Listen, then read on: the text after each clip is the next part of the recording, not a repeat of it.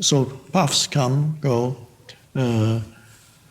predominantly really awareness. It's so much nicer than thinking.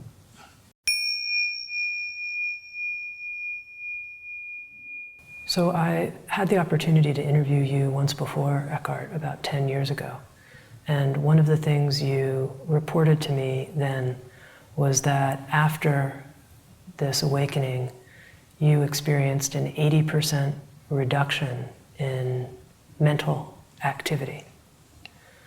And I'm curious in your life what it's like for you in terms of your relationship to thoughts, meaning do you sometimes have hours go by where there literally are no thoughts, or are there thoughts coming but they just float by and there's no attention is given to them? So what's it actually like? And I'm sure it's different, obviously, if you're in the middle of an airport doing something than if you're just relaxing at home. But I'm curious to know more about the interior of your experience. Yes.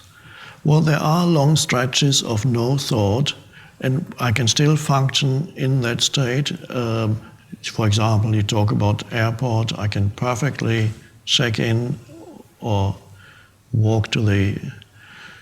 go through security check, and then on to whatever, the lounge, without any thought. And that would not be uncommon, that I would do something or go from where I get into the car and drive to the store to buy something.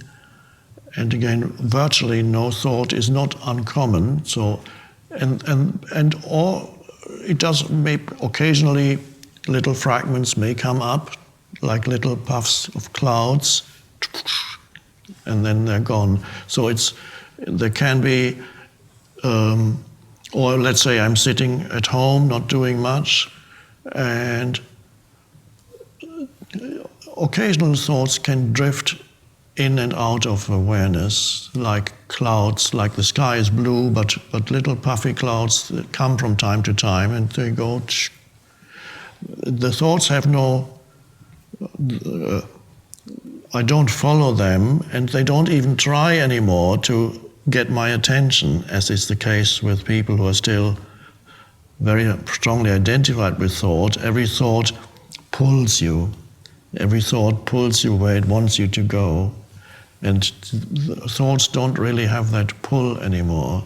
They just, when they appear, there's a blue sky, and the clouds appear and disappear, appear and disappear. And there could even occasionally be a stream of thoughts in certain situations, or maybe not even connected to anything happening outside of me. There can be times when there are certain streams of thoughts, but again, they are harmless. They are not the thoughts that have this gravitational pull that is. And you have to follow them with your entire attention. But it's a thought that, yes, from time to time, there may even be more clouds than blue sky. But these clouds are no longer the heavy weather clouds that I had in the distant past and that other people perhaps recognize in their own lives. They are more like innocent little puffy clouds with thoughts, but no thought matters that much. Mm-hmm. And then it disappears. It's not amplified by following it up and identifying with it, and then becomes a heavy thing that takes possession of you. So it never feels as if any thought were taking possession of me. So yes, then to summarize,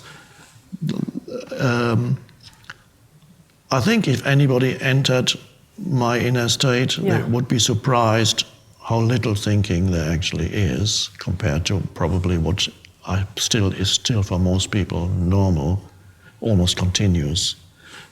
How relatively little there is. Yes, there is some, and that which there is doesn't have the heaviness anymore that it has when you're identified with the thoughts and you they have a gravitational pull and they develop into streams, they proliferate and develop into streams, and you lose yourself completely in it. So that doesn't happen. So the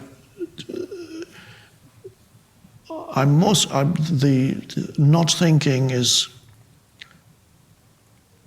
almost, would say, predominates, unless there's something specific to think about. But then occasionally, yes, clouds come and go and so on. But there's always an awareness of the sky also. It's and it doesn't really matter whether I'm out in nature, walking in the forest, looking around. Let's just describe perhaps 1 minute of me walking in the forest, walking, looking, the dog, trees, no thought, just looking at the trees, the plants, the aliveness of it, sensing the energy field. And then a thought may come and says,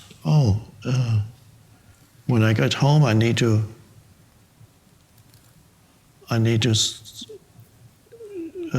do this or that. I forgot to do that. When I get home I still need to do that. Or I need to buy some bananas later. Okay, and then it's gone. And then some other thought comes of something. Maybe who could be anything. A person that tried to contact me the other day but didn't, and then it's gone again and back. So puffs come, go. Predominantly, really, awareness. It's so much nicer than thinking. So just to be sure that I fully hear you correctly, yeah. It never happens that one of these puffs kind of has a little hook that comes down that catches you by the neck or something like that. And, just a little hook that comes in like, I forgot to do something. And good question.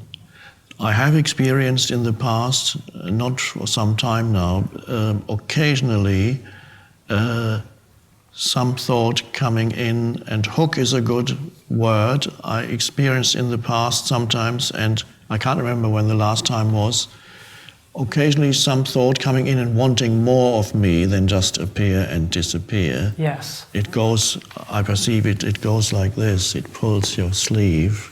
Yeah, yeah. And so usually I notice it, and then there's an intensification of presence. There's a conscious choice at that moment to be more intensely present. Interesting. Yeah. The same thing happens when a challenge comes in everyday life. Something goes wrong, whatever it may be, and a challenge comes in, and what otherwise could easily develop into some kind of minor drama. And again, at that time, usually it's not even so much a conscious choice, it almost happens naturally that immediately there is an intensification of presence. So that's something that I hadn't mentioned before. There is the normal level of presence is the ticking over of the normal level. When the challenge comes in, there is I call it sometimes the dimmer switch is turned up, and there's more intense presence when the challenge comes, because only more intense presence can burn the thoughts that want to arise there. And so there's then and hard to describe what a heightening of presence is, but if I could act it out. Please. It's like normal presence is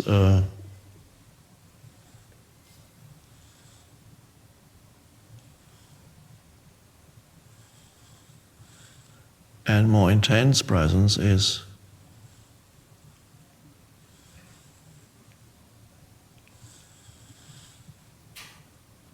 and back to normal. More intense. The more intense presence is this presence becomes a sharp sword.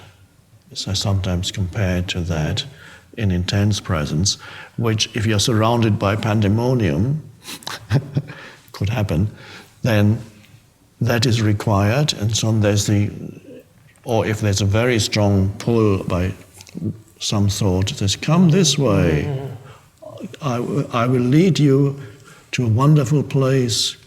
It's called drama and unhappiness. Just follow me, you will love it. And then you have to go. You can't fight that thing. You can't say, no, go away. You give it more power.